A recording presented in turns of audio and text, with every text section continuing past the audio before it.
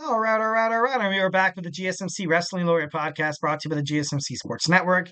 I'm your host, Eric Rodriguez, here every Monday through Friday, 8 p.m. Pacific time, 11 p.m. Eastern time. We're here to talk about everything in terms of professional wrestling. Just kind of reflect on what we talked about right quick.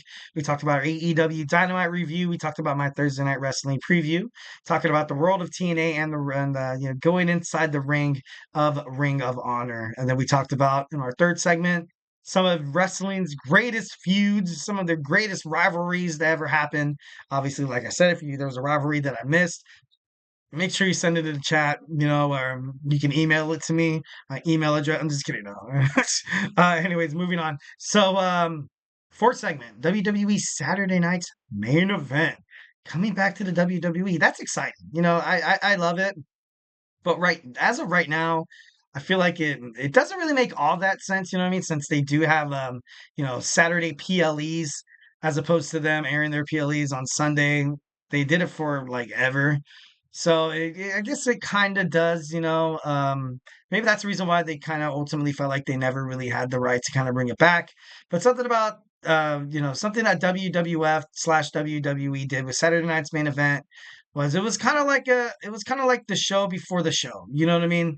Either if it takes place usually before big PLEs, it includes a lot of talent that are going to go at it. Obviously, kind of, I don't know why, but it kind of rubs me like a Hollywood premiere kind of approach Saturday night's main event, where you get a couple of cameos from a bunch of stars that that attend the event, and obviously connecting pop culture and the world of professional wrestling. That was just overall great for the WWF/WWE back in its time. Obviously, yeah, we got the company announced the iconic event return December 14th. It's going to happen 8 p.m. Eastern time, airing simultaneously on Peacock and on NBC. It'll be at the Nassau Veterans Memorial Coliseum in Long Island, New York. So I can't wait to see that. I think it's going to be pretty awesome. I think a lot of I want to see some young talent rise up. And I think this is a great venue. This is a great show for someone to kind of make a name for themselves. I would love to see maybe somebody like Austin Theory finally drop this dead weight that is Grayson Waller and kind of do something good. You know what I mean? I think that'd be pretty badass. Or watch Jey Uso win a singles title would be pretty badass. Just to kind of name a few. But I don't know. Like I said, overall, WWE Saturday Night's main event was, it was hot. It was a hot topic of the town. Obviously, airing on NBC. Before that, they would never really kind of air on like standard television. So when people had a chance to watch WWF/WWE, they're like, dude, I'm in. You know what I mean? For them, it was like a free pay per view. They didn't have to pay.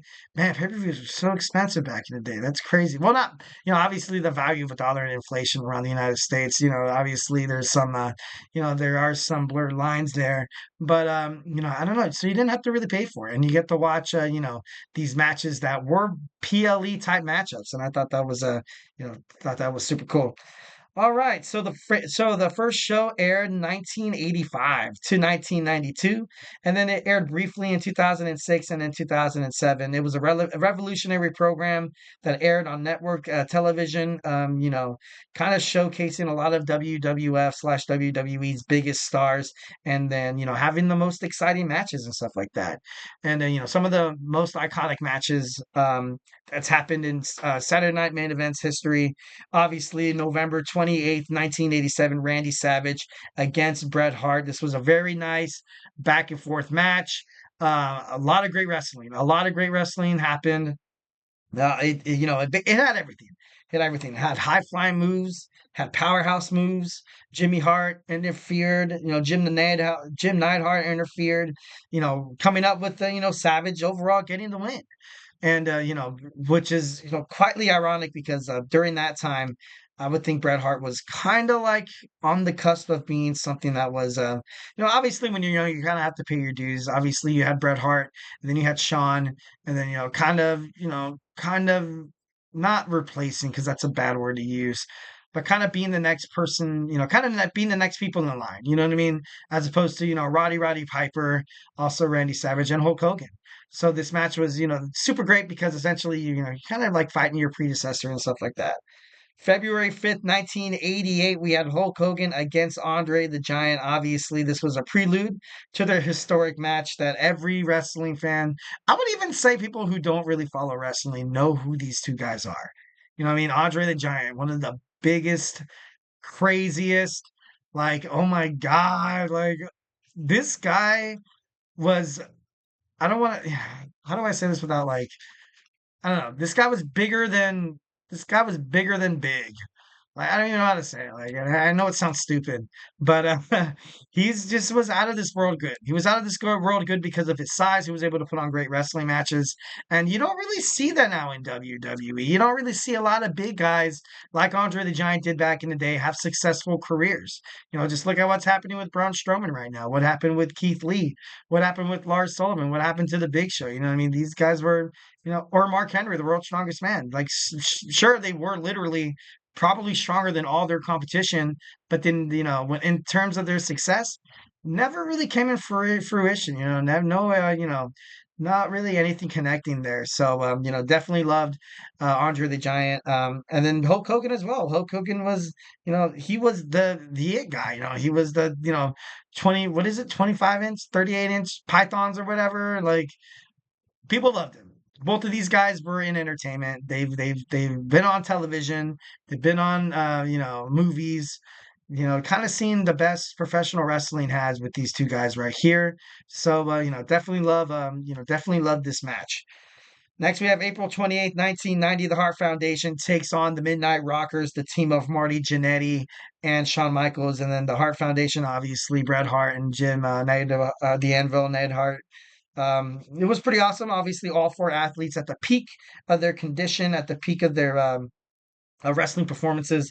It was filled with great wrestling, high flying, but then, of course, something that always has to, happen whenever you see a great match. It was interrupted by demolition, so it was a no contest. Definitely, Shawn Michaels, a young Shawn Michaels right there, and a young Bret Hart. Probably this was like the early stages of once when these guys actually started to get to know each other. And at first, like they were buddies, they were great friends. And then, of course, after like Sean went through his thing, went through a couple of emotional like, and then obviously kind of rubbed Brett the wrong way. Leading, and then of course the icing on the cake, the Montreal screw job, and then Bret Hart leaving WCW, saying that Sean screwed him, Vince McMahon, and it was it was hard. It was hard for both wrestlers because they were so damn good. And if Bret Hart would have stayed in the WWF, damn it, it would have. Oh my God, this guy would probably be the longest reigning. Will probably have the most titles in WWE history because he can go for the Intercontinental. He could have went for the United States. He could have went for the light heavyweight if he wanted to. He could have been, world heavyweight. He could have been WWE. Like, it doesn't matter. This guy, put this guy in the ring, and whoever's staring across from him on the other corner is in deep trouble. That's how good Bret Hart was. And, like I said, damn shame that, kind of left WWE thanks to scrutiny and stuff like that. All right, October 4th, 1986, Ricky Steamboat took on Jake Roberts. And the thing that made this match more iconic was exactly what you see inside that picture. Jake the Snake busted out his Cobra to kind of help him win the match. But then Ricky Steamboat was like, nah, dude, guess what? I brought myself a Komodo dragon. So it was like real life Pokemon, before. I'm just kidding, like it was a Pokemon battle. I'm just kidding. But I don't know. That's just something goofy that wrestling was. What I mean? It was silly. It was fun. It was something that that people tuned into on whenever they wanted to forget about the stresses of life and working a 9 to 5 day gig and having car issues and bills piling up, and then something randomly happens and you got to pay money to that too. You just click on a tube and watch a Komodo dragon taking on a cobra. That's that's just good television. That's definitely badass. All right, and the last one I got January 3rd. No, not the last one. Sorry, jumped the gun there. November 8th, 1992. This was actually the last show of Saturday Night's Main Event. Before that, they had that hiatus. We had Shawn Michaels taking on the British Bulldog, where Shawn won the Intercontinental Championship against Davey Boy Smith, and this match was great. This is one in an interview. Shawn Michaels actually said this was one of his favorite matches, even if he would have picked up the dub or not. Davey Boy was an amazing, superstar. Obviously, the late great Davey Boy Smith. If he was still around, he'd definitely be part of WWE creative officer. Creative writing, and definitely be one of those guys. And after everything that happened, it's obviously it sucks. It sucks because I feel like he did have a lot of fight left in him, even though he was at his age.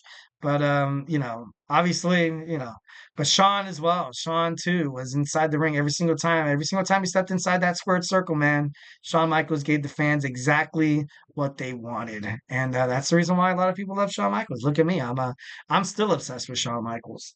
Finally, this is our last one, I promise. January 3rd of 1987, Hulk Hogan took on Paul Orndorff inside inside a steel cage match. Both actually left the cage. Both of their feet hit the ground at the same time.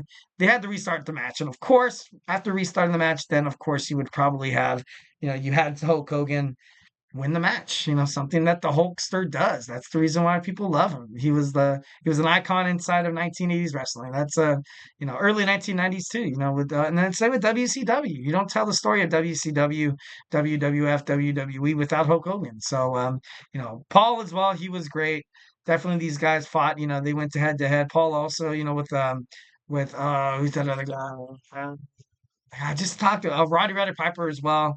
Um, they would go at it. But I don't know. It's just a WWE Saturday Night Main Event. It returns, guys. And, after, kind of looking at my list a little bit, kind of seeing all the stars that participated and partaked inside the event, they're all legends now. They're all legends now. So there's, the Saturday Night's Main Event, it's going to be popping. It's going to be great. All right, in our fifth and final segment, we're going to talk about my way too early Survivor Series predictions. Obviously, I got my boy Emran's GSMC Soccer podcast happening in like 15 minutes, so I kind of gotta wrap this up. So, hey, do not go anywhere.